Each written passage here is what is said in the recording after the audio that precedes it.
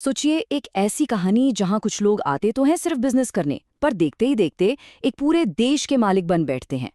आज की इस चर्चा में हम इतिहास के एक ऐसे ही बेहद रोमांचक 400 साल लंबे दौर की बात करने वाले हैं। ये सिर्फ कुछ व्यापारियों की भारत आने की कहानी नहीं है। ये पैसा, पावर और दुनिया पर कब्जा करने के एक बहुत बड़े जियोपॉलिटिकल खेल की कहानी है। तो आइए देखते हैं कि कैसे यूरोप की अलग अलग ताकतों ने पूरब का रास्ता चुना और कैसे एक आम सा व्यापार एक विशाल साम्राज्य में बदल गया। आज के इस सफर में हम 5 अहम पड़ाव से गुजरेंगे। पहले हम समझेंगे कि आखिर यूरोप को पूरब की तरफ आने की जरूरत ही क्यों पड़ी। फिर हम एक एक करके उन ताकतों की बात करेंगे जो इस अखाड़े में उतरी। शुरुआत करेंगे पुर्तगालियों से, फिर डच और डैनिश अभियान, उसके बाद ब्रिटिश का उदय और आखिर में देखेंगे उनकी फ्रेंच लोगों के साथ कड़ी टक्कर। तो पहला सवाल जो दिमाग में आता है, आखिर यूरोप ने पूरब की तरफ देखा ही क्यों? वो क्या मजबूरी या लालच था जिसने उन्हें जमीन का लंबा जाना पहचाना रास्ता छोड़कर खुले अनजान समुद्र में उतरने पर मजबूर कर दिया? इस पूरे दौर के पीछे एक बड़ा ही सिंपल सा आर्थिक सिद्धांत काम कर रहा था, जिसे हम मर्केंटिलिज्म यानी वाणिज्यवाद कहते हैं। इसका फंडा बड़ा क्लियर था। जिस देश के पास जितना ज्यादा ट्रेड और पैसा, वो उतना ही ज्यादा ताकतवर। अब प्रॉब्लम ये थी कि यूरोप के अंदर नई मार्केट मिलना लगभग बंद हो चुका था। अपने देश में विकास की गुंजाइश बची नहीं थी, इसलिए उन्हें मजबूरन नए बाजारों और नए मुनाफे की तलाश में बाहर निकलना ही पड़ा। और हाँ, इस समुद्र पार अभियान के पीछे कुछ और भी बड़े कारण थे, जैसे यूरोप में पुराना फ्यूडलिज्म यानी सामंतवाद का टूटना। उसी वक्त समुद्री तकनीक में भी कमाल का विकास हो रहा था। एस्ट्रोलेब, कंपस और बेहतर जहाज बनने लगे थे।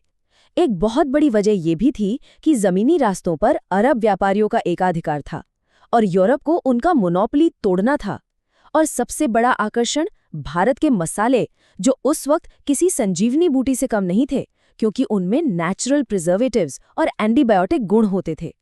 अब एक बार इस टाइमलाइन पर नजर डालते हैं कि आखिर कौन कब आया। इसकी शुरुआत की पुर्तगालियों ने 1498 में। फिर लगभग एक पूरी सदी के बाद 1600 में एंट्री हुई ब्रिटिश की। ठीक उसके बाद 1602 में डच, 1616 में डेनिश और सबसे आखिर में 1664 में आए फ्रेंच। ये ऑर्डर याद रखना आगे की कहानी समझने के लिए बहुत जरूरी है। चलिए अब डिटेल में चलते हैं अपने दूसरे हिस्से की तरफ, द पोर्चुगीज पायनियर्स। इन शुरुआती खिलाड़ियों ने रास्ता बनाया और इनके साथ एक बड़ा ही अनोखा रिकॉर्ड जुड़ा है।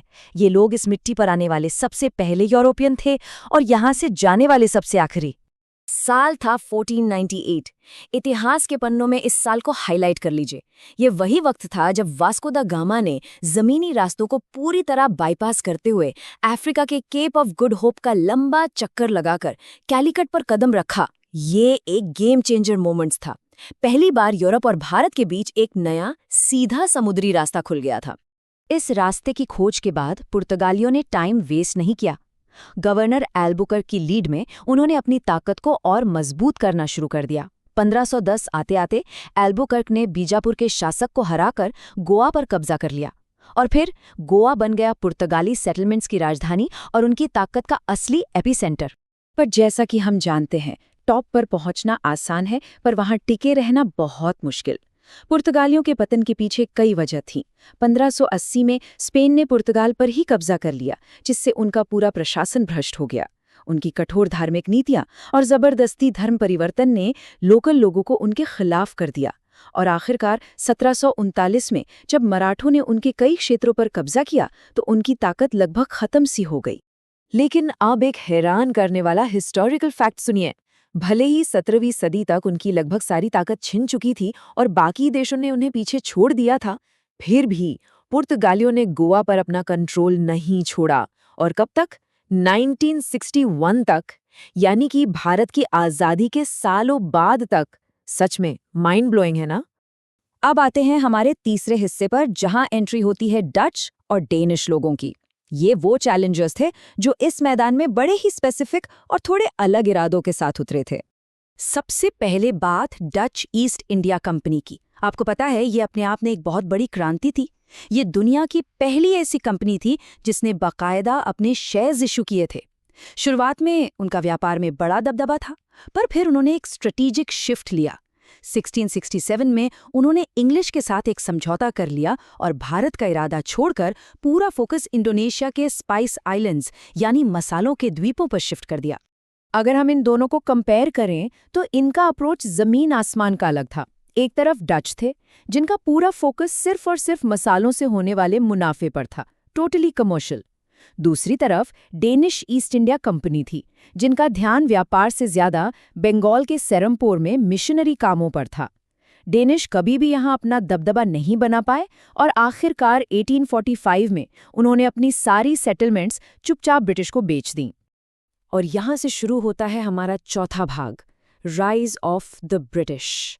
अब हम उस शक्तिशाली फैक्शन की बात करेंगे जिन्होंने शुरुआत तो एक छोटी सी व्यापारिक कंपनी के रूप में की थी, लेकिन आगे चलकर इन्हीं लोगों ने पूरे सब कॉन्टिनेंट पर राज किया। ब्रिटिश ईस्ट इंडिया कंपनी की शुरुआत, सच कहूं तो बिल्कुल लो प्रोफाइल थी। 1600 में as a joint stock company इनका जन्म हुआ। 1608 में विलियम हॉकिंस आए मुगल सम्राट जहांगीर के दरबार में, और फिर 1612 में सर थॉमस रो ने सूरत में फैक्ट्री लगाने की परमिशन निकलवा ली। ध्यान देने वाली बात यह है कि पहले 50 साल तक उन्होंने कोई पॉलिटिकल ड्रामा नहीं किया। उन्होंने स्ट्रिक्ट ट्रेडर्स की तरह अपना बिजनेस बनाया। पर फिर ऐसा क्या हुआ जो इनका रास्ता बदल गया? करीब 1650 के बाद जब नए और हाईली एम्बिशियस मर्चेंट्स ने कंपनी की कमान संभाली, तो फोकस प्रॉफिट से शिफ्ट होकर सीधे पावर पर आ गया। वो फ्री ट्रेड और अपने राइवल्स को बाहर निकालने का रास्ता ढूंढने लगे। 1686 में उन्होंने मुगलों से युद्ध लड़ा, भले ही वो हार गए और उन्हें हाथ जोड़ के माफी मांगनी पड़ी, लेकिन 1717 में मुगल शासक फर्रुखसियार ने उन्हें ऐसे स्पेशल प्रिविलेजेस दे दिए जिसने भारत में उनकी जड़ों को हमेशा के लिए जमा दिया। और अब आते हैं कहानी के 5वें और आखिरी चैप्टर पर, द फ्रेंच चैलेंज। ये इस अखाड़े का आखिरी बड़ा खिलाड़ी था। इनकी एंट्री काफी लेट हुई 1664 में, लेकिन फ्रेंच लोगों का काम करने का ढंग, उनका स्ट्रक्चर बाकियों से एकदम अलग था। अगर आप ब्रिटिश और फ्रेंच कंपनियों को देखेंगे तो एक बड़ा बेसिक डिफरेंस समझ आएगा। ब्रिटिश ईस्ट इंडिया कंपनी पूरी तरह से एक प्राइवेट कंपनी थी जिसका एक ही मकसद था मुनाफा कमाना, लेकिन French east India company directly सरकार के कंट्रोल में थी। सरकार ही उसे बनाती थी, फाइनेंस करती थी और उसकी हर चीज कंट्रोल करती थी। इस सरकारी इंटरफेरेंस का असर उनके फैसलों और आगे के टकराव में साफ दिखने वाला था। और यही वो मोड़ है जहां सिर्फ बिजनेस की लड़ाई एक असली जंग में बदल गई। 1742 में फ्रेंच गवर्नर ड्यूप्लेक्स ने एक बहुत ही अग्रेसिव पॉलिसी अपनाई। उनका लक्ष्य अब सिर्फ ट्रेड नहीं था, बल्कि क्षेत्रों पर कब्जा करके अपना साम्राज्य बढ़ाना था। इस डायरेक्ट पॉलिटिकल इंटरफेरेंस की वजह से ब्रिटिश और फ्रेंच के बीच सैन्य टकराव शुरू हो गया, जिन्हें हम इतिहास में प्रसिद्ध कर्नाटिक वॉर्स या कर्नाटका युद्ध के नाम से जानते हैं। इस लंबी और खूनी टक्कर का आखिरी नतीजा 1760 में वांडीवश की लड़ाई में सामने आया। ये वाकई एक डिसाइसिव बैटल थी। इस लड़ाई में फ्रेंच बुरी तरह हार गए और अपना लगभग सब कुछ खो बैठे, और इस हार के साथ ही फ्रेंच इस रेस से प्रैक्टिकली बाहर हो गए, leaving the British as the supreme unchecked power in India. तो दोस्तों, सारी कड़ियों को जोड़ने के बाद एक गहरा सवाल हमारे सामने खड़ा होता है।